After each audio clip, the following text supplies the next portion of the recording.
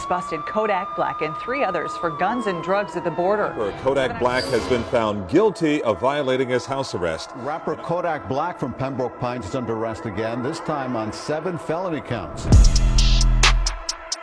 As of July 2020, Kodak Black is sitting in a Kentucky prison, serving multiple sentences and awaiting the outcome of a few more cases, looking at potentially decades in prison. Now, throughout Kodak's career, beyond the mistakes that he's made, he's shown through his music the person that he could be. He's shown glimpses of self-awareness and seems to know exactly where he's headed. So why does he keep making the same mistakes over and over again? Well, it turns out that Kodak's long criminal history and the pattern that it follows can all be traced back to when he was just a kid. Kodak was born as the son to Haitian immigrants in Pompano Beach, Florida, and his father left not long after he was born. That was a loss that ruined the family financially, eventually causing Kodak's mother to relocate her son and herself to public housing. It's safe to say the situation was less than ideal for raising a child. There, the family was exposed to daily drug deals, domestic disputes, and gang activity. Early on, Kodak decided school wasn't for him, instead deciding to engage in petty thievery alongside bad crowds as he sold drugs on the side. Kodak felt early in his life that he only had 2 options, selling drugs with a gun on his hip or rap.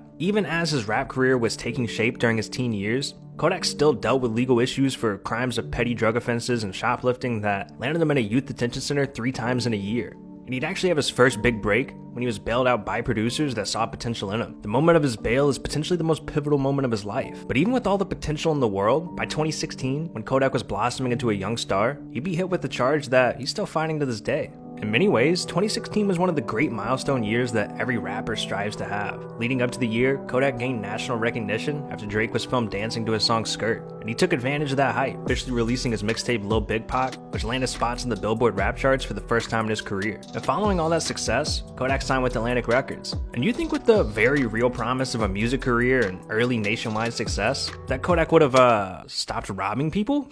Yet throughout all of 2016, Kodak started stacking up charges. Starting off in February, Kodak was hit with a serious charge of sexual battery. And to be honest, the details of this case and the charge are too graphic to even say on YouTube. But this incident happened in South Carolina after a woman alleged that she went with Kodak back to his hotel room and she claimed some stuff happened that she didn't want. Now, Kodak was able to bail himself out, but he didn't remain free for long. 2 months later in April, officers actually caught Kodak purchasing some of the devil's lettuce from a drug dealer's car. Now, they tried to go talk to Kodak about it, but he tried to pull a take-A and do the race. Now with the police in pursuit, Kodak tossed a .40 caliber Glock 23 handgun out the window, which makes him running make a lot more sense. A flurry of charges were pressed on Kodak. It included felony possession of a firearm, marijuana possession, along with a number of traffic violations. Making bail yet again, Kodak was arrested just a month later in May for outstanding warrants on charges of false imprisonment and armed robbery. While in jail, warrants for his arrest on his charge of sexual misconduct began to resurface, which prompted a trial to be set in August. Now, with Kodak facing many of the charges he racked up throughout the year, he accepted a plea deal that would require he plead no contest for the charges in exchange for a year of house arrest and 5 years of probation. In addition,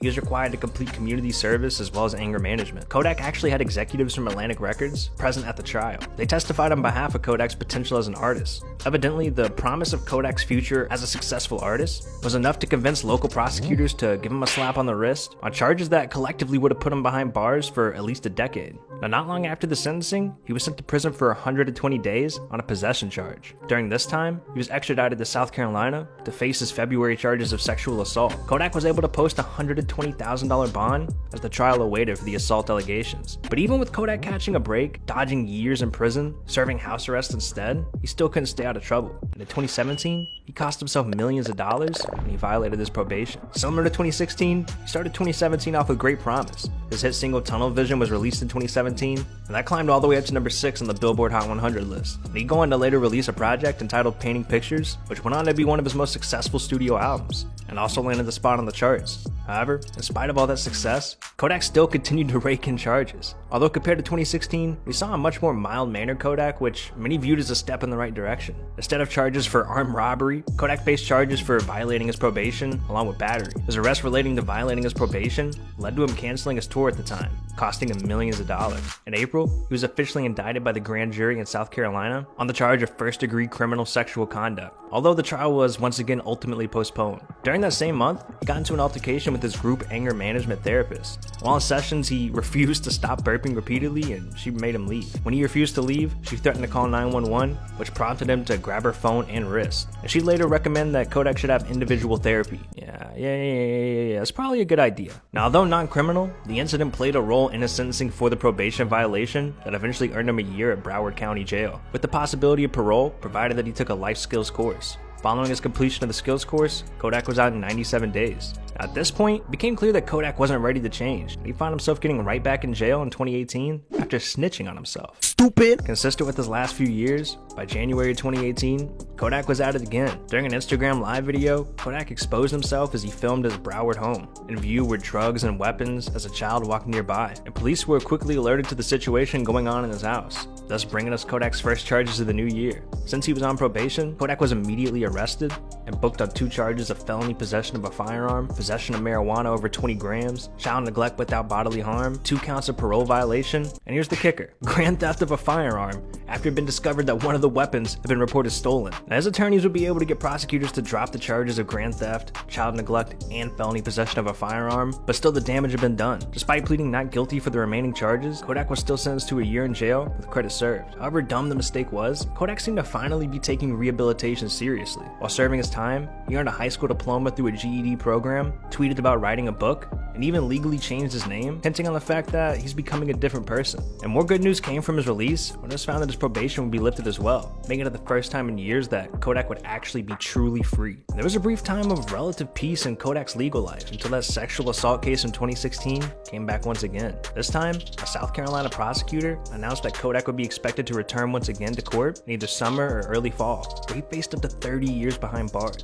And it was also during this time that we learned the victim in question was not a minor at the time of the incident, which proved to be a relatively small win for the defense counsel of Kodak. But weird enough, the prosecutors never really followed up on this case for reasons that haven't been published, leaving the outcome of this case still up in the air. Things finally seemed like they were looking up for Kodak. He seemed to be taking rehabilitation seriously and making progress. But all those hopeful thoughts would come to an end when Kodak would be hit with his most serious charges yet in 2019. Moving into 2019, it seemed Kodak had made good on his last sentence, until a civil case disputing concert scheduling from 2017 found its way to Kodak. After failing to make good on concerts that dated back in 2017, the promoter allowed Kodak to reschedule 3 different times until he announced in a lawsuit that, in addition to ruining his reputation, Kodak's behavior had cost him a total of $500,000. On the criminal front, Kodak was arrested once again after he entered the United States from Canada by Border Patrol agents who found a Glock and some of the devil's lettuce in his car. Now, his touring streak came to an end after being arrested for charges that could have easily been avoided. Kodak was able to post bail and was publicly let loose as he walked out covering his face with a fan of cash. Alright Kodak, I'll give you that one. It's pretty gangster.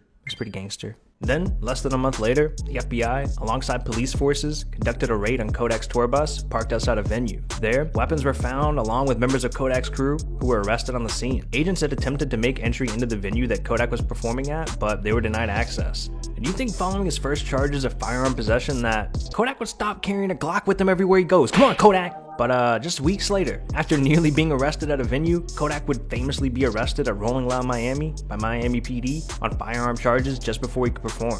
This arrest led to federal and state charges being filed, where a bond was set at $500,000, the most of any of his arrests so far. Indicating some financial trouble for Kodak, he offered to use his $600,000 house as collateral instead. Facing upwards of 10 years in prison, prosecutors allowed Kodak to enter a generous plea deal that gave him 46 months or nearly 4 years in prison. Not a bad deal, considering while awaiting sentencing, he engaged in a fight with a prison guard. On top of his 4 years, Kodak is looking at a sentence of 2 to 7 years on his charges that were posted on him at the border. If found guilty, those years will be added to serve concurrently at a stay in Big Sandy High Security Prison located in Kentucky. And with that sexual assault case still lingering around unresolved, looks like Kodak will be dealing with charges for many years to come. Hey, yo dog, what are you doing right now, bro? You need to click on this video on the screen, dog. If you don't click on this video on the screen right now, dog, I will get a Sharpie and draw something embarrassing on your face. Yeah, I'm dead serious, bro. You'd be big embarrassed if I did that, I know it. I'd probably draw like a flower or something. It'd probably look like a camel. Just click on this video, bro, alright? Just don't even